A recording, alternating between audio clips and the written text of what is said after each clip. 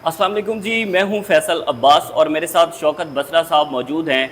Chief justice काजी फ़ाइज़ ईसा साहब ने 190 million pound case में जो रिमार्क्स दिए हैं और उस रिमार्क्स के बाद अब तहरीक इंसाफ ने बड़ा कार्ड खेला है और एक बड़ी बैठक इस वक्त केपी हाउस के अंदर मौजूद है। शौकत बसरा साहब, सबसे पहले तो मुझे ये बताएं कि केस तो अभी अंडर ट्रायल है, उसके बावजूद काजी साहब कैसे ऐसे रिमार्क्स दे सकते हैं?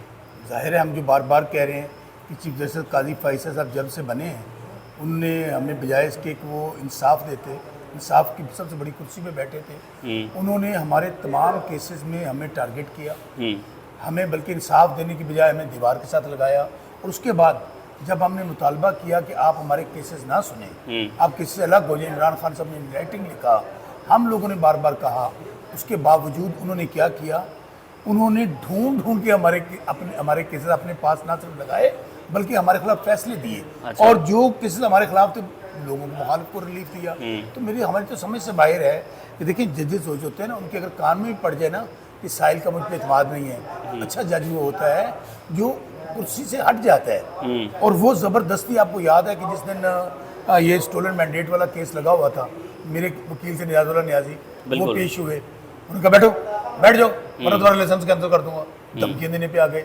मैं याद आपको पेश हुआ था कुरान पाक लेके, अगर मैं आपको बताता हूँ, मुझे भी यही धमकियाँ देनी शुरू कर दी। हमारी तो ये समझ से बाला है कि आप एक केस समाप्त हो रहा है, सबसे बड़ी अदालत के सबसे बड़े काजी हैं और आप उसके ऊपर रिमार्क्स दे रहे हैं।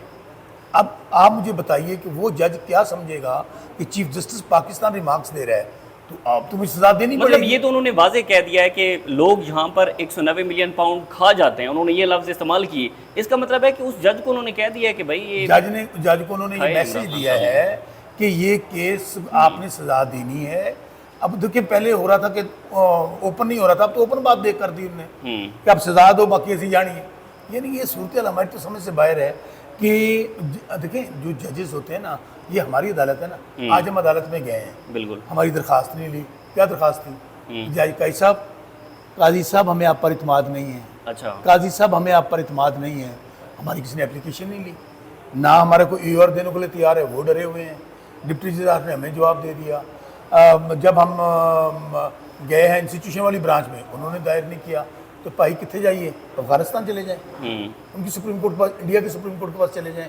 या उन्होंने हमारी दरख्वास्त इसलिए नहीं ली कि क्या मैंने ये उनसे फैसला करवाना था कि इंडिया से पाकिस्तान को इकट्ठा कर दो, क्या मैं उनसे फैसला ये लेना था कि ये इसराइल जो है इसको जनाब हम कबूल करने के लिए तैयार हैं। और भाई, हम इंसाफ लेने गए थे।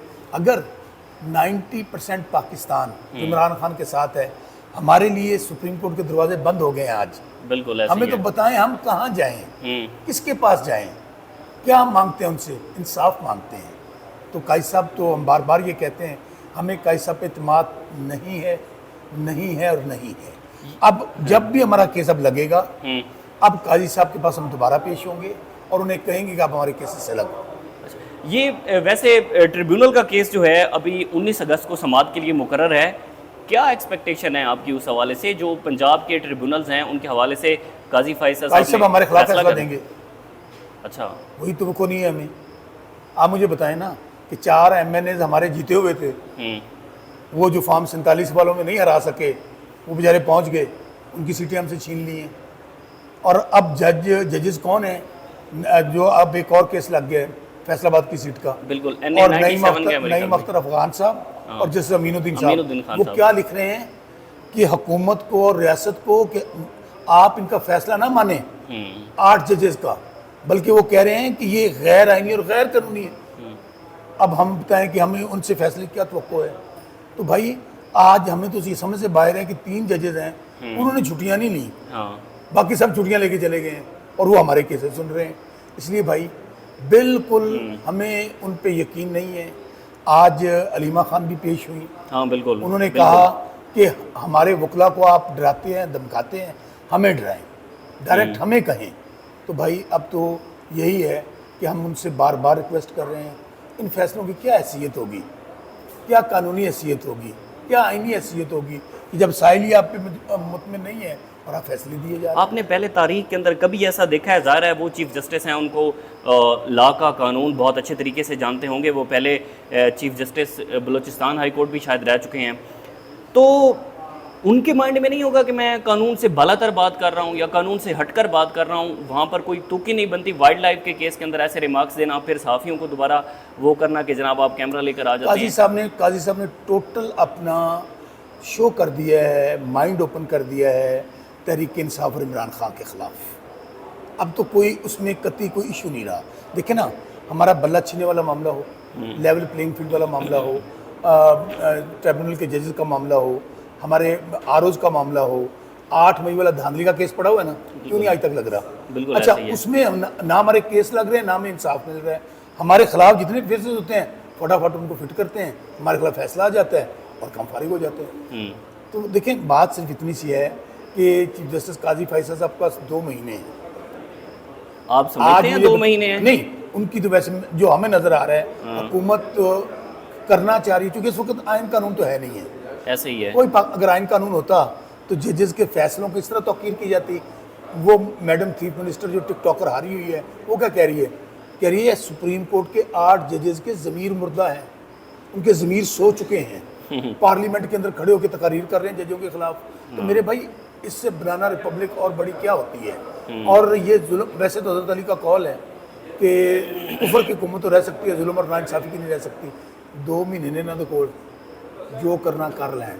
30 अक्टूबर के बाद ये जितनी तरामीम कर लें, जिसको मर्जी एक्सटेंशन दे लें, जी का जाना ठहर गया, नहीं रहेंगे। लिख लें मेरी बात आज। अच्छा, नहीं किस दावे से कह सकते हैं? सिस्टम, मेरी बात सुने, देखें, आप कोई भी इदारा होता है ना, वो आवाम से होता है। आवाम से अब लड़ के सिस्टम को नहीं चला सकते। बाकी मुल्कों में मिसाल नहीं देता, बांग्लादेश आपके सामने ट्रेलर है और ये 25 करोड़ का मुल्क है मेरे भाई। तो इसलिए हम ये समझते हैं एक अरेंजमेंट के ताबे ये सारा आइन तो पहले टूट चुका। आपको याद है कि जब केयरटेकर सेटअप आया था, कब इलेक्शन हुए थे? 6 महीने के अंदर हुए। ऐसे ही है। तो 90 डेज के अंदर तो आइन तो टूट चुका। तो इसलिए अब जो कुछ हो रहा है, 9 मई हमारे खिलाफ किया, दूसरे मामला किए, क्या कौम ने उनको मान लिया? हम तो बार बार कह रहे हैं CCTV फुटेज ले आओ, हम कह रहे हैं जुडिशल कमीशन बनाओ, क्यों नहीं बना रहे? उसकी वजह कि हमें तो सच को तो आंच नहीं है। उनको पता है इस बात का कि जब एविडेंस जब सामने आएगी एक बात क्लियर हो जाएगी। तो शौकत बसरा साहब ये बताएं, काजी फैसल साहब हमेशा जिस बात का जो है वो एतराज़ करते हैं कि जो तहरीक इंसाफ है, मतलब दबे अल्फाज में वो ये कह देते हैं कि तहरीक इंसाफ नहीं, सोशल मीडिया पर चीफ जस्टिस के खिलाफ महाज गर्म किया हुआ है हर बात पर, चाहे वो इमरान खान साहब के ट्वीट्स हों, PTI के ऑफिशियल अकाउंट से हों, स्पेशली आपके ट्वीट्स हों। अगर मैं आज सुप्रीम कोर्ट के अंदर खड़ा होकर कह के आया हूँ कि चीफ जस्टिस साहब हमें आप पे इत्मीनान नहीं है, तो ये कौन सी तौहीन अदालत है? ये कौन सी उनकी किरदार पेशी की मुहिम है? भाई हम तो ओपनली कह रहे हैं। इमरान खान साहब ने को पता लेटर लिखा है सुप्रीम कोर्ट से, इनको रिसीव हुआ। हाँ बिल्कुल। अच्छा, अब दोबारा फिर खान साहब लेटर लिख रहे हैं।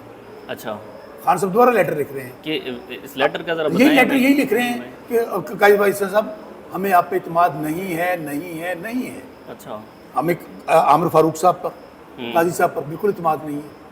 दोनों हमारे केसेस से अलग हों, नहीं हो रहे। अच्छा, लियाकत चट्टा उन ज़मीन खा गई है, आसमान निकल गया, किधर चला गया है? आज मैं सुप्रीम कोर्ट जाके जब हमारी एप्लीकेशन नहीं ना ली गई कि कैसा अलग हो जाए अपने केसेस से, तो मुझे आज लियाकत चट्टा बहुत याद आ रहे हैं। उसकी वजह लियाकत चट्टा के अल्फाज याद करें। क्या कहा था उन्होंने? कहा था कि 70 हज़ार से लोग जीते हुए थे, हमने हरवाए हैं। और मेरे साथ शामिल कौन है? काजी फैज़ी साहब और चीफ इलेक्शन कमिश्नर। और उन्होंने मुतालबा किया था कि D चौक पे मुझे, काजी साहब को और चीफ इलेक्शन कमिश्नर को फांसी पे लटकाया जाए। इतना बड़ा इल्ज़ाम। काजी साहब के 2 महीने रह गए जाने में, बुलाएं उनको, तलब करें। हाँ। बताओ भाई, तुमने किस बुनियाद पे ये बात की थी? जिंदा ही है ना, फौत तो नहीं हो गया। बल्कि एक इंटरव्यू में उन्होंने कहा था, वो जब साफियों से गैर रस्मी गुफ्तगू हुई थी, उन्होंने कहा था कि वो मुझे तो नहीं मालूम कि कौन से ब्यूरोक्रेट ने ये बयान दिया है। अच्छा, वो तो ये भी कहते हैं कि मुझे तो ये भी नहीं पता कि कौन कौन से केसेस कहाँ चल रहे हैं। एकदम मैंने बयान ये भी दिया था। तो क्या कहें भाईजान, आप इतने बड़े गत्थे उठाकर, मुझे याद है इस्लामाबाद हाई कोर्ट में आए थे और आमिर फारूक साहब के सामने रखे थे कि जी मैं कुरान पर हाथ रखने के लिए तैयार हूँ। क्या बना है आपके केस का और आपके हल्के का? आप 180 दिन में फैसले होने थे। जजेस जो है उनकी डिग्रियाँ जाली हो गई हैं, जजेस पे हमले होने शुरू हो गए हैं। जब कुछ काम नहीं बना तो ऑडियंस ले आना है, इन जजेस हमने सुनाना नहीं है। देखिए, अब पूरी दुनिया को पता है मेरे भाई, अगर नवाज शरीफ हार गया तो जितया कौन है? मोटी सी बात है ना। ऐसे ही बड़ा स्टॉलवर्ड तो वही था ना, उन्होंने सेरे सुरे बन के लिए आंधा गया। कि मियाँ ਜਦੋਂ ਆਵੇਗਾ ਲੱਗ ਪਤਾ ਜਾਵੇਗਾ। ਕਬੂਤਰ ਉਡਾਣੇ ਆਇਆ था वहाँ हमने तोते उड़ा दिए। कभी तंदूरां ਦੇ विजिट कर रहा है, उसकी शक्ल नहीं वेखी जाती बेचारे की। अब काउंसलर नहीं बन सकते ये लोग, इस तक काबिल नफरत हैं। करा के देख लें इलेक्शन, नहीं कराएंगे मेरे भाई। मियाँ साहब बिल्कुल आउट हैं, मंत्रियाम पर का नहीं आ रहे। मियाँ साहब अपने घरों वोट नहीं पैने तो आउट ही आउट होना है भाई। जब आप अपना हल्का मियाँ नवाज शरीफ जो पार्टी का सरबराह है, जो स्टॉलवर्ड है, जिसके नाम पे वोट पड़ते हैं, जब वो हार गया है तो भाईजान हमारा तो मुख्तसर सवाल है, फिर जीता कौन है इनसे। ठीक है जी, बहुत बहुत शुक्रिया। शौकत बसरा साहब हमारे साथ मौजूद थे, हमें इजाज़त दीजिए, अल्लाह हाफ़िज़।